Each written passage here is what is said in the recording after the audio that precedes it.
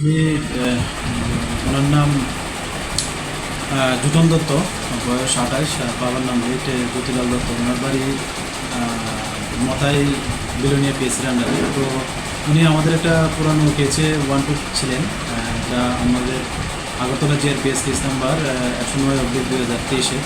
তো ওই কেসটাতে 4জন বাংলাদেশি ওমেন, তারা বাংলাদেশ ক্রস করে আমাদের ইন্ডিয়াতে এসেছিল এবং আমাদের রেল স্টেশনে ধরা পড়েছিল। তো ওদের সূত্রপাত ধরেই মানে ডিউরিং ইনভেস্টিগেশন এটা এসেছে যে মানে উনি তাদেরকে ভারতে আনতে এবং অবৈধভাবে আনতে সহায়তা করেছেন।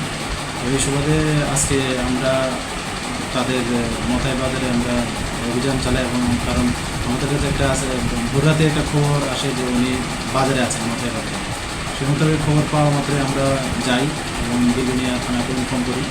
তো আমরা গিয়ে ওনাকে পাই এবং ওনাকে ওই কেসে গ্রেপ্তার করা হয়। আজকে মহামান্য আদালতে ওনাকে পাঠানো হয়েছে। ধারাটা কী রয়েছে? ধারাটাতে আছে ওই ফৌজদারি যারা আছে, আধার কার্ড বা সব কিছু জালিয়াতি যে ধারা, তারপর আইপিপি একটা আছে, ফরেনার একটা আছে, আর কি। আর উনি রেকর্ডে দেখলাম উনি আগেও আমাদের যে এনআই গুয়াহাটি ব্রাঞ্চ আছে, ওনারাও ওনাকে অ্যারেস্ট করেছিল ওনাদের একটা কেসের সঙ্গে যুক্ত থাকার অভিযোগে। তিনি ওটাতেও ইনভলভ ছিল এবং ওটাতেও চার্জশিট হয়েছে।